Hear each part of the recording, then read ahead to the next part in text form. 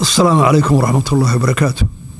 Your Excellency, Ismail Omar Gelle, the President of the Republic of Djibouti.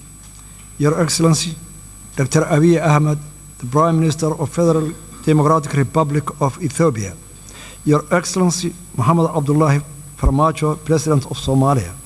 Your Excellency, Hassan Ali Khaireh, the Prime Minister of Somalia. Representatives of the chairperson of the African Union, if they are here. Your Excellency, Dr. Wargane Gebeyaho, the Executive Secretary of IGAD. Your Excellency, Donald Yamamoto, the U.S. Ambassador. Excellency, distinguished guests, ladies and gentlemen, all protocols observed, good afternoon. Mr. President and Chairman as well, first and foremost, let me say that it's a great pleasure to be here with you today and to participate the continuation of the dialogue between Somaliland and Somalia.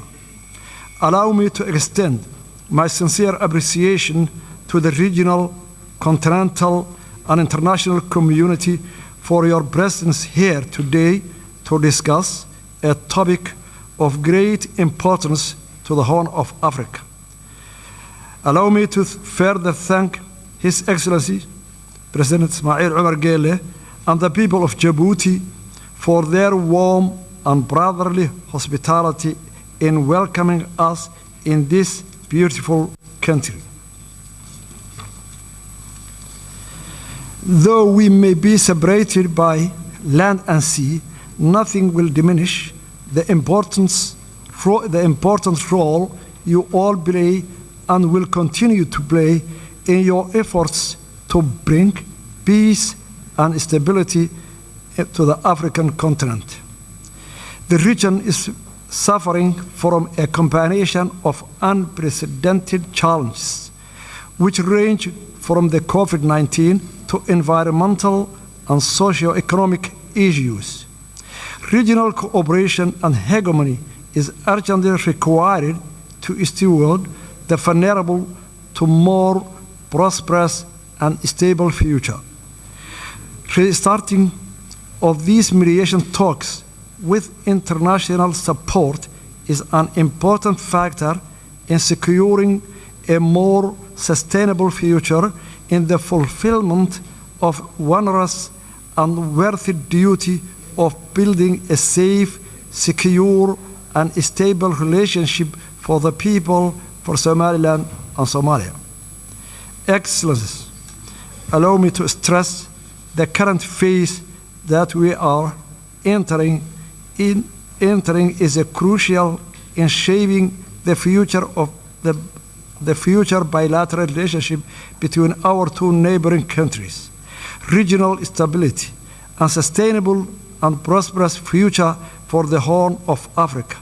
However daunting or important such a task is, I remain confident and optimistic that through our and your attention, commitment, hard work, and dedication, we will be able to contribute to the peace and security landscape across the continent of Africa. Excellencies, allow me to present a brief historical background on how we got to where we are today.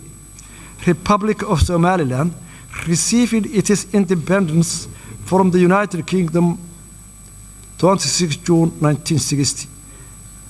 Notification of that independence was duly registered with the United Nations, and 35 countries recognized Somaliland.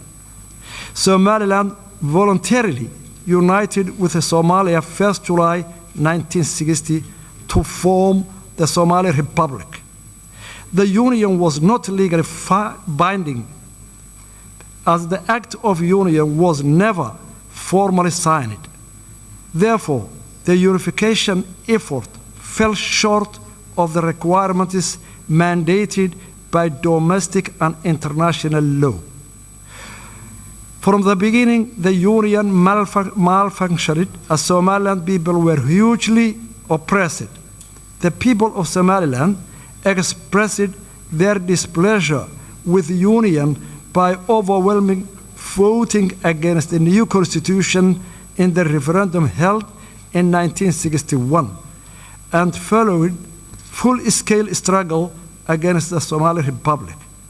The result in the collapse of Somali Republic in 1991 and the restoration of the independence of the Republic of Somaliland 18 May 1991.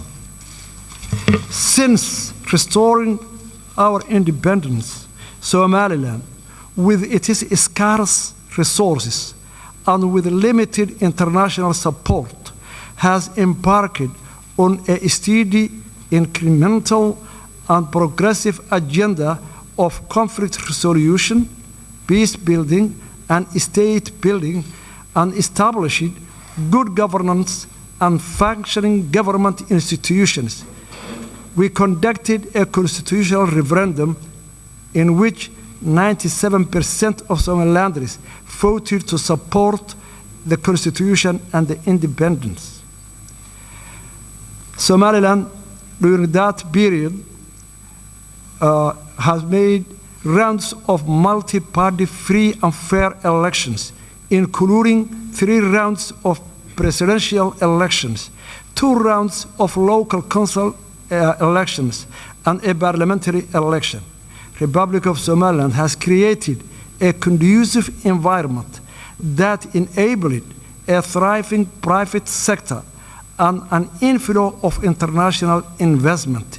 Somaliland has played an important role in the peace and security of the region and has been a reliable partner in the fight against terrorism, piracy, human trafficking, money laundering, and other forms of organized crimes. Unfortunately, instead of appreciating all those efforts and contributions made by the Somaliland people for the last 30 years, Somalia was in a constant war against the development of Somaliland, economically, security, investment, and this deepened the mistrust and animosity between the two countries. Ever since Somaliland entered hastily into a voluntary union with Somalia, the Somaliland people has been at the receiving end of injustice, discrimination, and state-sponsored genocide at the hands of the Somali government. Evidence of the widespread war crimes committed against the people of Somaliland has been fully documented by the United Nations Special Rapporteur for Human Rights and forensic team from Physicians for Human Rights and Somaliland War Crime Commission. The acts of genocide perpetrated by the Siad Barre regime and are memorialized in more than 200 mass graves in our country. The mass graves, which are still being unearthed, will forever testify to the crimes against humanity committed by the government of Somalia against the people of Somaliland. Therefore, in approaching this present situation in Somaliland and Somalia, it's necessary to have a proper regard to the past and learn lessons from it. The legacy of the oppression against the people of Somaliland cannot be easily swept away. Rather, they must be acknowledged and taken into account when considering Somaliland people's rights to self-determination and independence. The case for Somaliland independence is not unique. This fact is also acknowledged by the African Union mission to Somaliland in 2005. That concluded the situation was sufficiently unique and self-justified in African political history, that the case should not be linked to the notion of Pandora's box. It recommended that the African Union should find a special method of dealing with this outstanding case at the earliest possible date. Furthermore, the 2005 African Union Fact Mission to Somaliland reported that the plethora of problems confronting Somaliland are in part the legacy of political union with Somalia that malfunctioned and brought the destruction and ruin, thereby overburdening the population of Somaliland. Somaliland's claim to independence depends on part its circumstances, including the brief but legal period of independence in 1960. It claims to recognize international borders relating to that period, as can be summarized from the Somaliland's case, unique and demands unique solution. It does not create precedent for other unresolved conflicts in Africa or elsewhere. Somaliland's legal case for independence is the conformity with the international law. Somaliland satisfies the statehood criteria as set out in Montevideo Convention of 1933. Somaliland fulfills the conditions set out in Article 4P of the Constitutive Act of the African Union, which enshrines respect of borders existing on the achievement of independence, since Somaliland borders correspond to those received upon independence from the Great Britain. Somaliland is fully aware that the African context, the exercise of the right to self-determination is linked to the principle of respect for respecting boundaries. Somaliland's case for independence involves restoring borders of it possessed both as a colonial entity as an independent state. Between 1991 and 2000, the Organization of African Union considered to the break-up of two other unions. In 1989, Senegal opted to terminate its 7-year merger with Gambia as Senegambia Federation, and in 1993, Eritrea formally seceded from Ethiopia.